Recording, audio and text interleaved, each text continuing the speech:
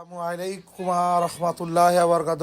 বন্ধুরা, আপনারা কেমন আছেন? আমরা কিন্তু আবারও চলে আসলাম ডিএসসি পার্কে।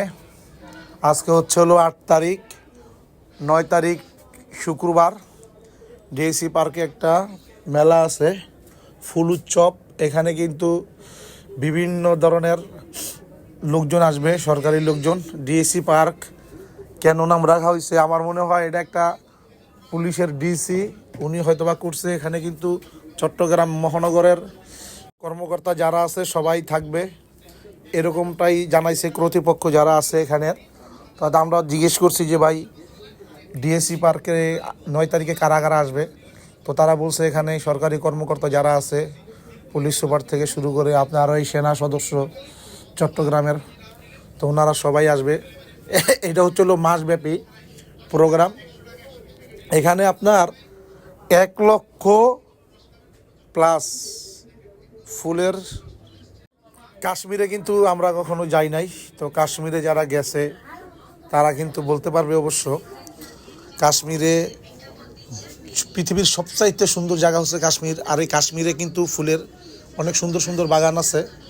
তো এক ভাই বললো যে ভাই, এদিকে কিন্তু অসংখ্য ফুলের চারা আছে যেগুলো কাশ্মীর থেকে আনা হয়েছে, তারপরে হচ্ছে আপনার পাকিস্তান থেকে আনা হয়েছে, তারপরে আপনার এশিয়ার বিভিন্ন দেশ থেকে, ইউরোপের বিভিন্ন দেশ থেকে কিন্তু আপনার এখানে ফুল আনা হয়েছে।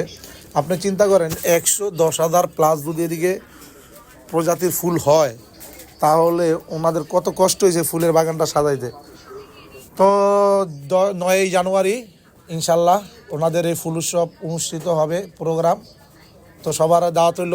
আমরা ইনশাল্লাহ চট্টগ্রামে আছি, আমরা তো অবশ্যই আগামীকালকে যাব। তো আপনাদের সবাই দাওয়াত রইল, যারা চট্টগ্রামে আসেন। 1 মাস চলবে এই ফুল উৎসব।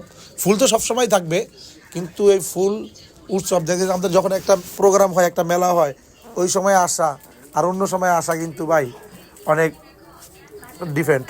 কারণ আপনি যখন একটা প্রোগ্রাম চলবো, ওই সময় কিন্তু অনেক সুন্দর করে এই জিনিসটা সাজানো হয়। তা আপনারা যদি আসেন তো দেখতে পারবেন ডিএসসি পার্ক কত রং বেরঙের ফুল দিয়ে সাজানো হয়েছে।